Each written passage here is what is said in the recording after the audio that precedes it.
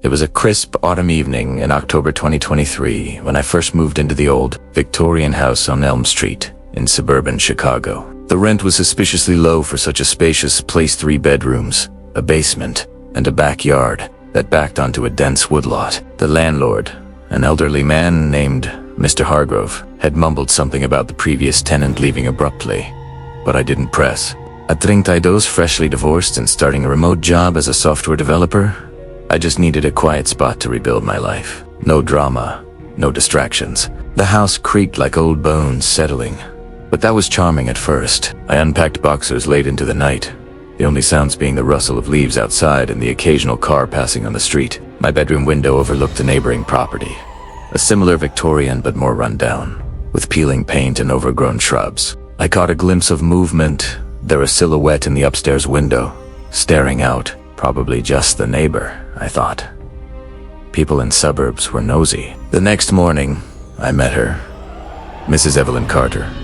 She introduced herself, knocking on my door with a plate of homemade cookies. She was in her late 60s, frail with wiry gray hair, pinned back, wearing a floral dress that hung loosely on her frame. Her eyes were sharp, though piercing blue like chips of ice. "Welcome to the neighborhood, dear," she said, her voice soft but steady.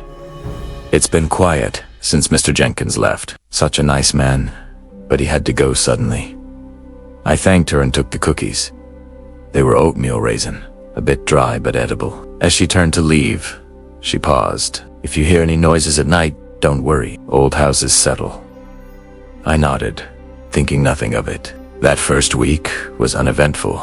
I set up my home office in the living room, spent days coding, evenings walking the woods behind the house. The air smelled of damp earth and pine, a far cry from the city smog I'd left behind. But on the 3rd night, I heard a faint thumping from below, like something heavy being dragged across the floor.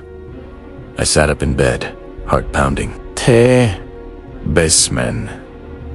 I grabbed my phone's flashlight and crept downstairs. The basement was unfinished.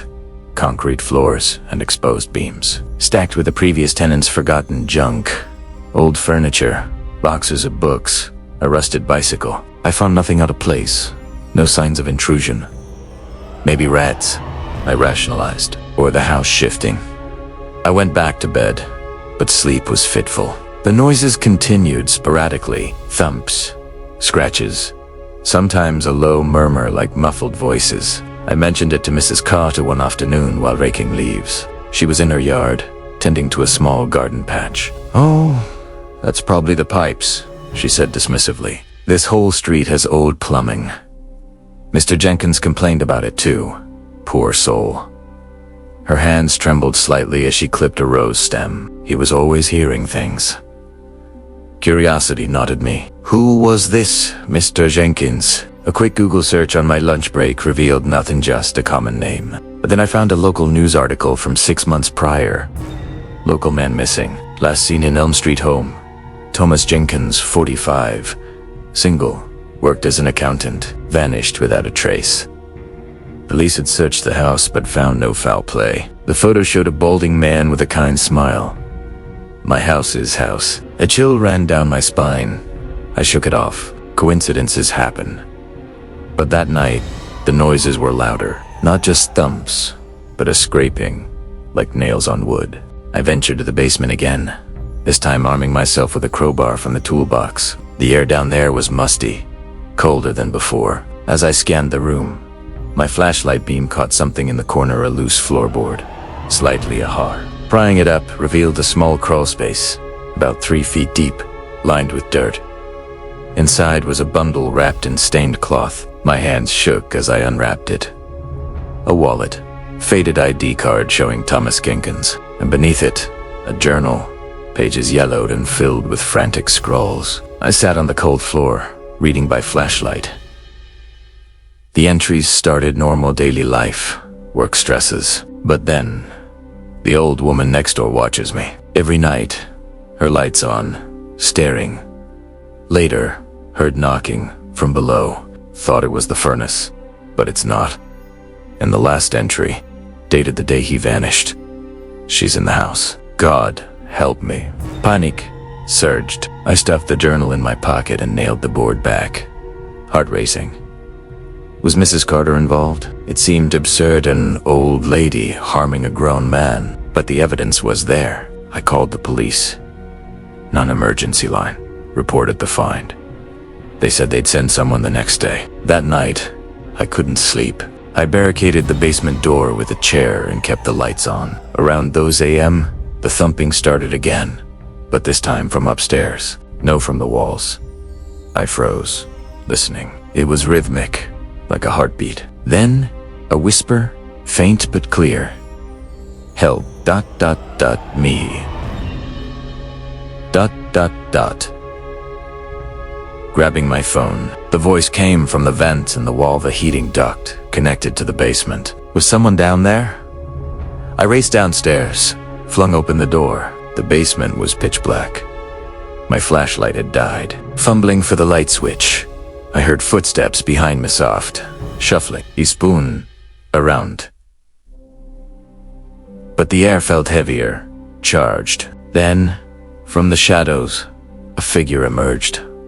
Mrs. Cutt, standing at the foot of the stairs, her floral dress smeared with dirt, eyes gleaming in the dim light. "What are you doing here?" I stammered, backing away. She smiled, a thin, knowing smile. "Check in on you, dear. You seemed upset." Her voice was calm, too calm. Mr. Jenkins was upset too, always poking around where he shouldn't. "How did you get in?" "The doors were locked. Old houses have secrets," she whispered, stepping closer. In her hand, glinting under the bulb, was a small hatchet, rusted but sharp. Adrenaline kicked in. I lunged for the crowbar on the shelf, but she was faster than she looked, frail body belying a wiry strength. She swung, the blade grazing my arm, hot pain searing. I stumbled back, blood dripping, and grabbed a loose pipe from the floor. We circled each other in the cramped space, her breathing ragged, mine panicked. "Why?" I gasped. "What did he do?" "He found my tenant," she hissed. "The one who never leaves." Tenant. Confusion mixed with fear. She swung again. I dodged, the hatchet embedding in a wooden beam. I swung the pipe, connecting with her shoulder. She yelped, dropping the weapon. I tackled her, pinning her frail form. She writhed like a trapped animal, nails raking my face. As we struggled, I noticed the crawl space again, the board pried open. From within, a groan echoed, weak and human. "God." Police sirens wailed in the distance. Someone must have heard the commotion. Mrs. Carter went limp, laughing softly. "You'll see," she murmured. "He's always hungry." The cops arrived minutes later, bursting in. They found me bloodied, her subdued. In the crawl space, they unearthed horror. A man emaciated, chained, barely alive. Not Jenkins Sumwon, older, wild-eyed, muttering incoherently. Dental records later identified him as Evelyn's husband, missing for a decade. She'd kept him there, feeding him scraps, driven mad by some twisted grief after he tried to leave her. Jenkins had discovered it, confronted her. She silenced him, buried him in the woods. They found his remains the next day, guided by her confession. I moved out immediately, scars healing but nightmares lingering. Old houses do settle, but some secrets thump in the dark, waiting to be heard.